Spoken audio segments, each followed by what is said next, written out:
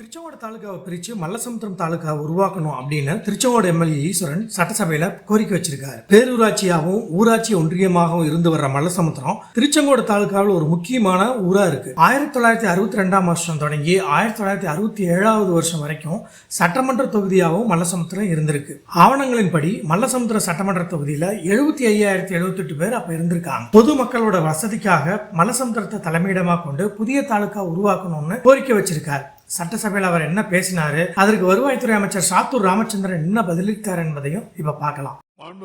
ஈஸ்வரன் மல்லசமுத்திரம் குறுவட்டத்திற்கு ஒரு பக்கம் திருச்செங்கோடு வட்டமும் இன்னொரு பக்கம் ராசிபுரம் வட்டமும் இருக்கிறது.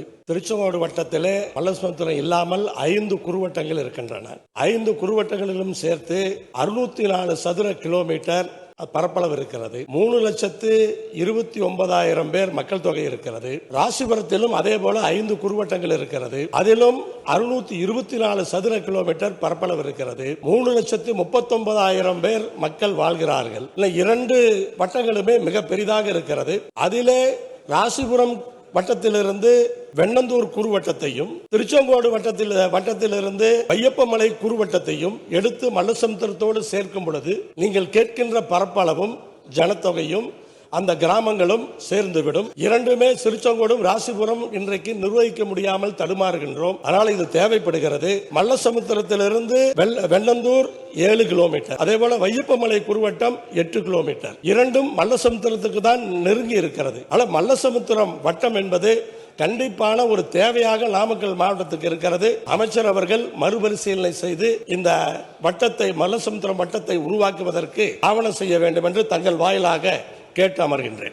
உறுப்பினர் அவர்கள் என்னை சந்திக்கிற நேரத்தில் ஒரே கோரிக்கையாக இந்த கோரிக்கையை வைத்துக் கொண்டிருக்கிறார்கள். இதன் மீது அரசாங்கம் கவனமாக பரிசீலித்துக் கொண்டிருக்கிறது. அரசாங்கத்தினுடைய நாம்ஸ் படி பார்த்தால் அது வரலை. ஆனால் சட்டமன்ற உறுப்பினர்கள் அங்கே இருக்கிற நிதர்சனமான உண்மையின் மத்தியிலே சொல்லி அதை பிரித்து கொடுக்க வேண்டும் என்று கேட்டுக்கிறார்கள்.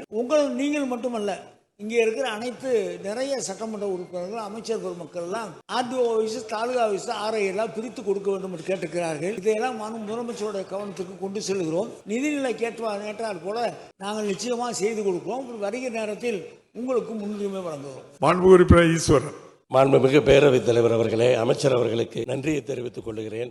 மல்லசமுத்திரம் தாலுகா உருவாக்கப்பட்டா அப்பகுதி வளர்ச்சி அடைகிறதோட அப்பகுதி பொதுமக்களுக்கு அரசோட சேவைகள் விரைவா கிடைக்கும். காத்திருப்போம். வாய்ஸ் ஆஃப் நாமக்கல் சேனலை சப்ஸ்கிரைப் செய்யுங்க, உங்க நண்பர்களுக்கும் ஷேர் செய்யுங்கள்.